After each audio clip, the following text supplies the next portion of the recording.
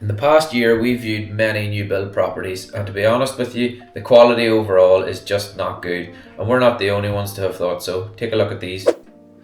A survey carried out by the Chartered Institute of Building has found that a large proportion of people would not buy a new build property due to quality concerns. Take a look at some of these reviews as well that we found on Reddit.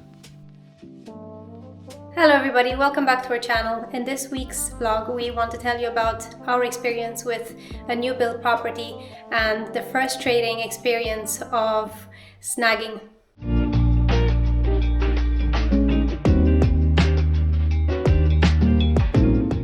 So first things first, you're probably wondering, what is snagging?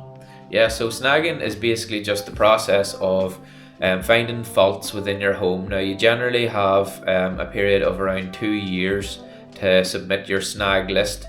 So the snag list is basically just a list of faults that you found within your home that you want the developer or builder to put right basically before this period of time runs out. So that could be anything from a faulty boiler, faulty heating system, right down to just decorating issues, sort of like painting and things like that. So basically, in simple terms, a snag is just a fault that you found in the home after you've moved in. And there will be plenty of them in a new build. So when it comes to snagging, you generally have two options. One is you can do the snagging yourself and take a list and then bring it to your builder, or you can actually hire a professional snagger. So in our case, we opted to go for a professional. We hired in a professional snagger. Now this set us back around £500, which is quite a lot of money. But I have saw over in mainland UK different options available from £300 and different other price ranges.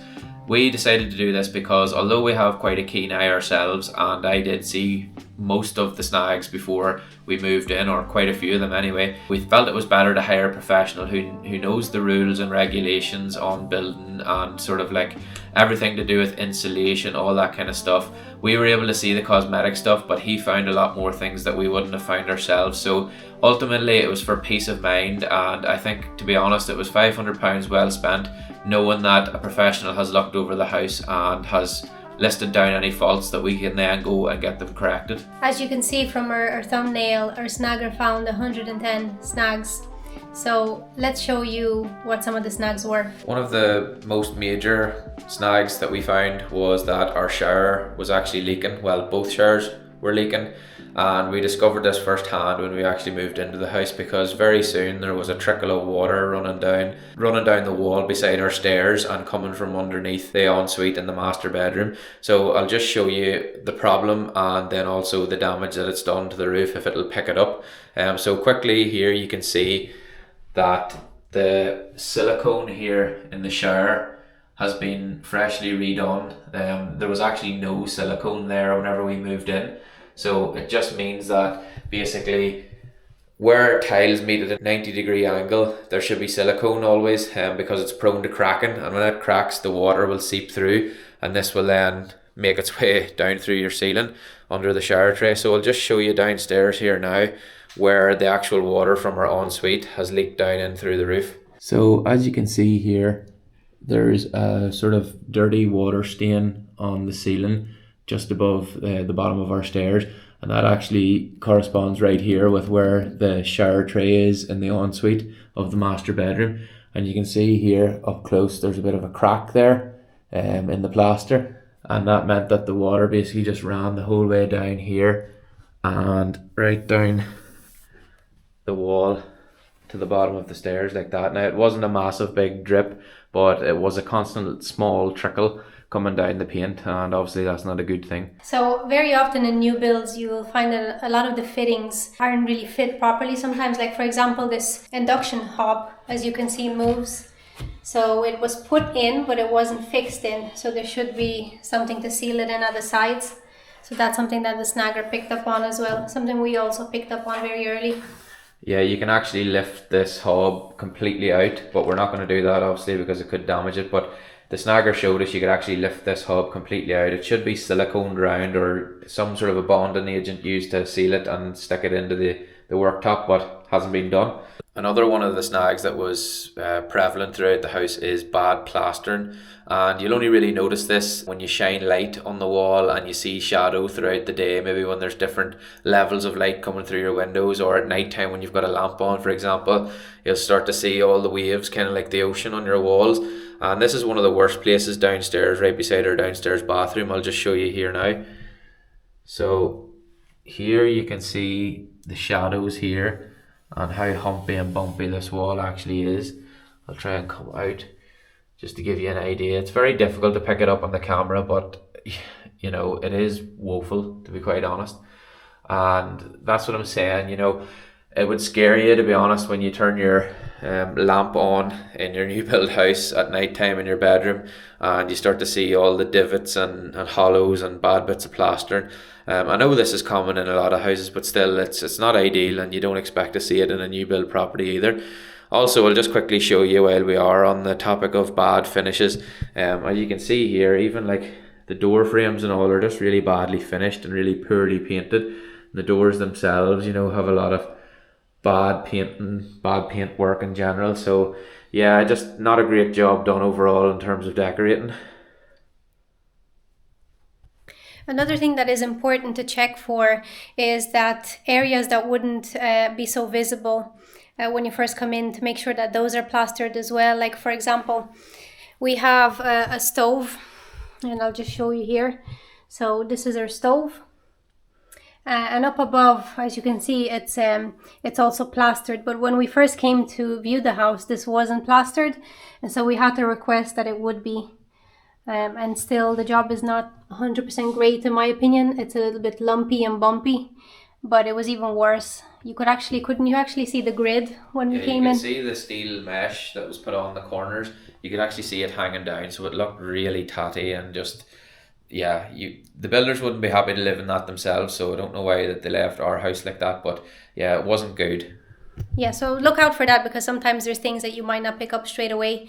So look up underneath things, and you know, if you're spending a lot of money on a house, you want it to be nice. So obviously not all of the snags that he found were inside the house either. There are some snags outside of the house as well. Now thankfully they're mainly cosmetic, but still not ideal, so we'll take you outside and show you a few of those. So as you can see here, the cement work around the front door is actually really bad. It's just been smeared on and it's all cracked as well, so that's not ideal. Plus there's actually many bricks around the house as well that don't have proper cement in the gaps in the joints. Yeah, so there's actually no cement, or it seems like there's no cement in between some of these bricks up here, which I don't even know how that's possible. There's also quite a few areas like this where the actual windowsills are all chipped and damaged and broken as well, which obviously isn't a major thing, but not ideal. Another thing that we noticed, it took us quite a while to notice this one, but it's very noticeable now that we know, which is basically that there's like a line of paint here. And what we think must have happened is maybe the builders came in, you know, and they painted half of the wall one day and then it dried in. And then they came in another day and painted the other half, the lower half of the wall. And now there's just a line. You would think at first sight that it's a crack, but it actually isn't.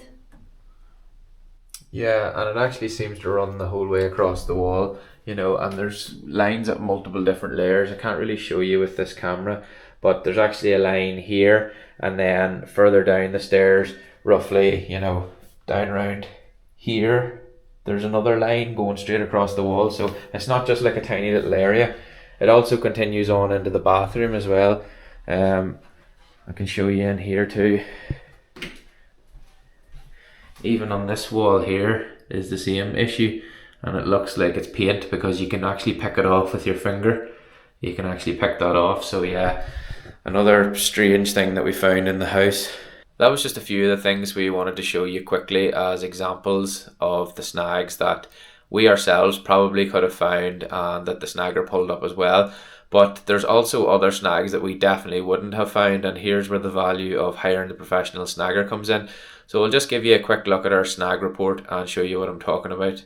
Here we have one of our more major issues that the snagger found that we would never have found ourselves. As you can see, the under part of the stairs isn't plastered in here in this cupboard, and most importantly, apparently the underside of these stairs haven't been fireproofed either.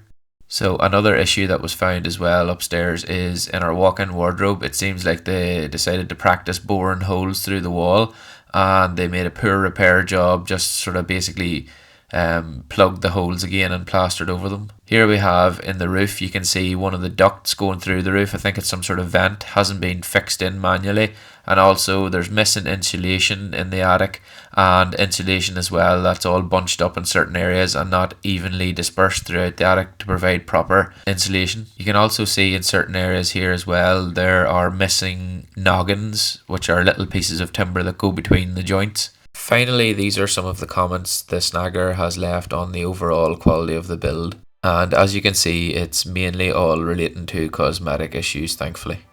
So honestly, would we recommend buying a new build house, given the fact that we found so many snags?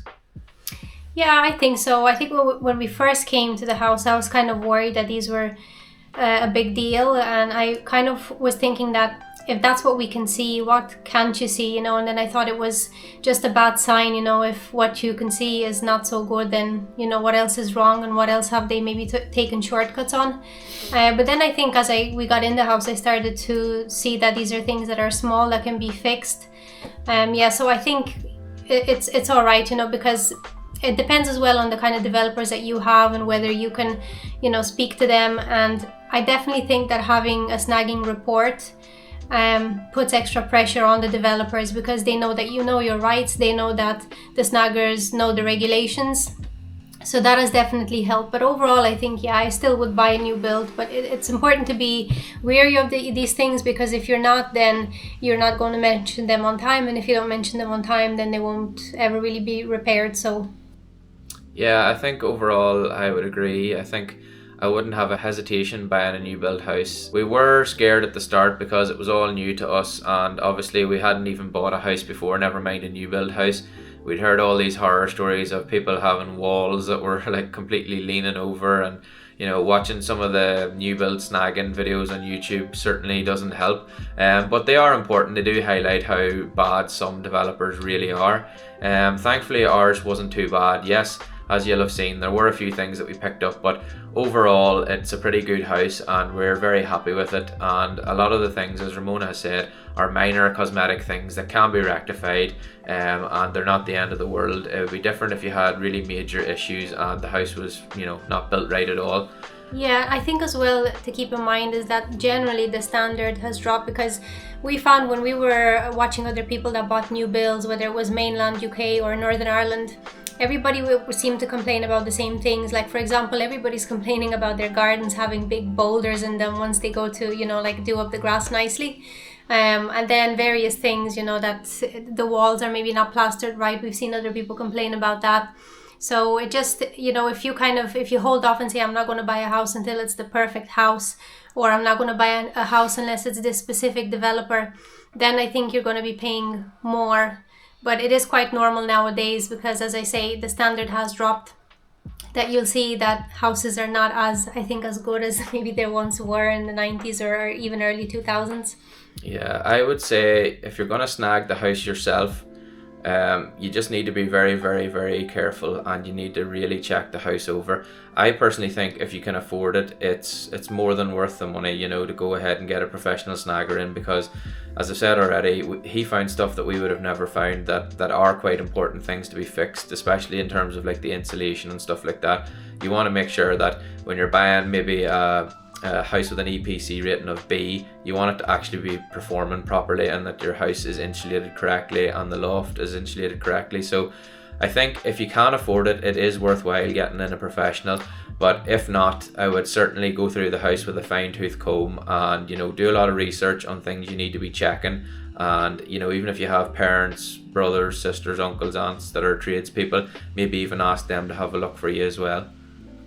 Yeah, and I remember at the beginning we were thinking of not getting the snagger, because we thought, oh, we'll have a look at the house and we'll see what we think, and we'll probably pick up on everything.